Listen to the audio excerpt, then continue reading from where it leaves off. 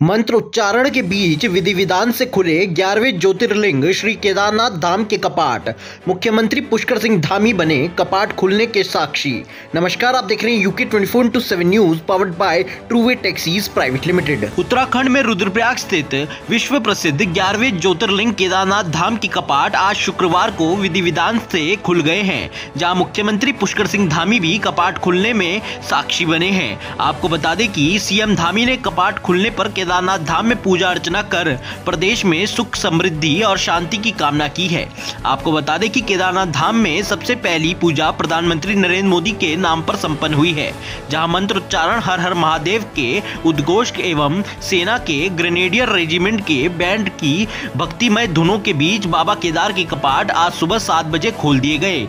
वहीं मुख्यमंत्री पुष्कर सिंह धामी ने कपाट खुलने पर सभी देशवासियों को शुभकामनाएं दी हैं।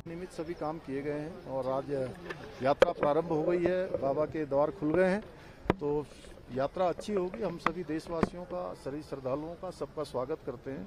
बाबा से प्रार्थना करेंगे कि जो प्रबंध हम लोगों ने किए हैं, चूँकि ये यात्रा थोड़ा कठिन यात्रा होती है, लेकिन उसके बावजूद भी किसी को यात्रा में कोई परेशानी न हो, उनकी यात्रा कम से कम कठिनाई में संपन्न हो, अच्छी हो। बाबा उन पर कृपा करें।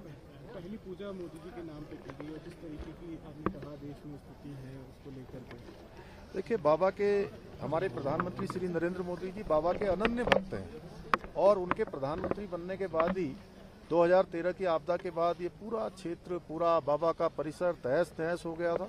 यहाँ का नवनिर्माण हुआ है, पुनर्निर्माण हुआ है और हर बार हमारा प्रयास रहता है कि बाबा के अनन्य भक्त प्रधानमंत्री श्री नरेंद्र मोदी जी के नाम से पूजा हो और बाबा उनको शक्ति दे कि जो भी परिस्थितियाँ हों वो उन सब परिस्थितियों में बाबा के आशीर्वाद से सफल होंगे, देशवासियों के आशीर्वाद से सफल होंगे। सर आज बेहद महत्वपूर्ण अहम दिन है, आपने पहली पूजा की है, प्रधानमंत्री के नाम से पूजा की, क्या कहेंगे सर? नहीं, बहुत अच्छा दिन है और हमारे प्रधानमंत्री जी बाबा के अनन्य भक्त हैं तो उनके नाम से यहाँ पर हर बार पहली पूजा होती है।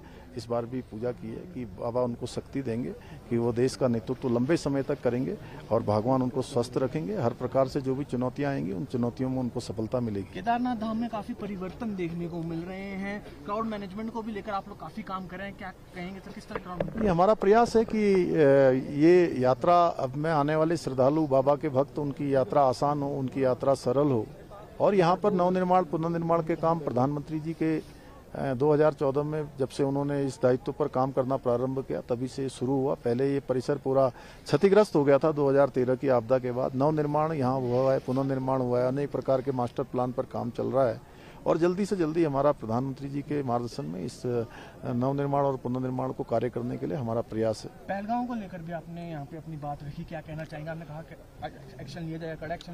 नहीं, निश्चित रूप से हमारे देश की सेना हमारे प्रधानमंत्री जी के नेतृत्व में उचित समय पर उचित निर्णय जरूर लेंगे।